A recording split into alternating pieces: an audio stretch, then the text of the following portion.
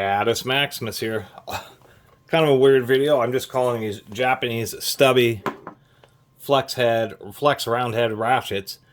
And the only reason I'm kind of doing a video about these is they seem like cheesy ratchets. These types of little stubby round flex head ratchets are oftentimes just the absolute worst. They just, for some reason, there's a lot of Chinese, just absolute terrible quality sets of these types of ratchets that are just out there, and it's just super annoying. And actually, I did a review of this CE Tools stubby half-inch drive ratchet. The only reason I even kept it is because it's the only one I have. It's a stubby half-inch drive and can be handy in certain situations. But this thing was just really kind of cheesy. I had to sit there. I had to put a snap ring and a second ring, cut apart a spiral ring to put it in there to take up just a huge amount of space to actually try to get some decent tightness out of the anvil. And really was pretty cheesy. Saw these and thought, oh my god, I've actually run into several of these in my hunts for tools. Thought these are another terrible set. Just grabbed them, was going to check the anvil play, and I was like, you know, that's mighty tight. And there was actually a 1/4 inch one. Same deal. I thought, those are mighty tight. They must just be rusted, but they are rusted, but they actually ratchet just fine. And they still work just fine. I started looking closer at the handle, and they're actually Japanese. They're not Taiwanese. They just say chrome vanadium. No other branding on them. They are definitely from the same set, same reverse knob, but we can see the kind of the forging style is different. This is like rounded. This is more like a breaker bar style fork. They are indexable with actually really nice deep cuts. Really stiff indexing, to tell you the truth. The center index position is actually straight. So many of the Chinese ones, they just do such a terrible job cutting those index slots that it's always cantered one way or the other. Same thing as a 1/4 inch, nice and straight. And this is actually ridiculously tight. I need to put a little lube in there. And so just want to do a little video about these, saying when you are looking around at tools, many times you'll run into tons of junk tools, but it's still worth just taking a moment, picking them up, because then you'll say, wow, this is actually a decent quality version of what usually is just absolutely terrible tools. We can see on this 1/4 inch chrome plating is still pretty decent, even though it's definitely kicking around a toolbox here. We can see it's even worn, all the way through the chrome, but no evidence of flaking or anything like that. I'm sure they're just single pawl. But let's take a look inside. Before I do that, I'm going to put just a drop of oil there onto the anvil, onto the ball detent, and then put a socket on a few times, and that will kind of allow the oil to sink into the bore and into the spring. Solid detents, good protrusion, stamping's nice and centered, and actually pretty strong spring. Not snap-on strong, but definitely well worthy. And same deal with this 1/2 inch here. Let's put a little drop of oil and see how the detent is on the 1/2 inch here. 1/2 inch is much stronger. Not quite snap-on once again, but this is definitely good. That is a strong detent. I'm really actually having to put some, even after being oiled, still having to put some force on that. Compared to the CE one, which is really cheesy. I mean, the CE one, I can just go boop, boop, boop, boop. I mean, the CE one will hold on to a socket, but it certainly isn't something like this. This is a much more substantial detent.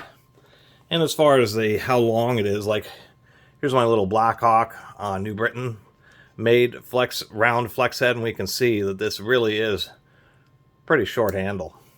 Anyway, let's open them up. Got these all opened up, and they aren't spectacular inside, but at least they have good machining. 1/2 inch has a 4-tooth pawl, single pawls, but 3 teeth on the 1/4 inch.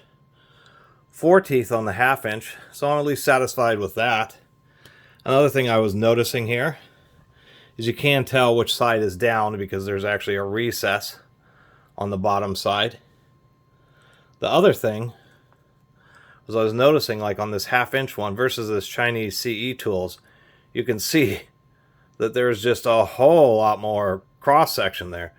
The head on this Japanese one is just significant, like 15% thicker. I did spend a moment, and now the articulation or the indexing is really nice on both of these after just oiling them up a little bit. Just going to clean these up, get them back together. There we go, got them lubed and cleaned up. There's actually a fair amount of rust inside those. But now they're cleaned up, compared to that CE tools, I'm actually just totally fine with these. Totally happy with them. I don't know if I'd really find, there's certainly better brands out there, I know that, but as far as how these turned out, I'm actually pretty stoked. Because I was just about to pass them up. I saw them, I was like, oh god, those are those junky ones, but actually, solid detents. Cleaned that up. I was thinking maybe the rust was adding some artificial, filling up some space, but no, that's just the same old ring, put it back together.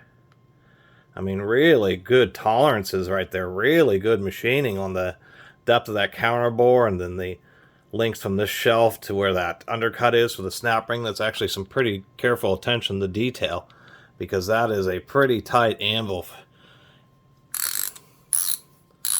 Sounds really nice.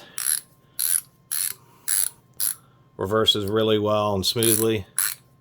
I'm actually stoked about these little ratchets. Same thing with the 1/4 inch.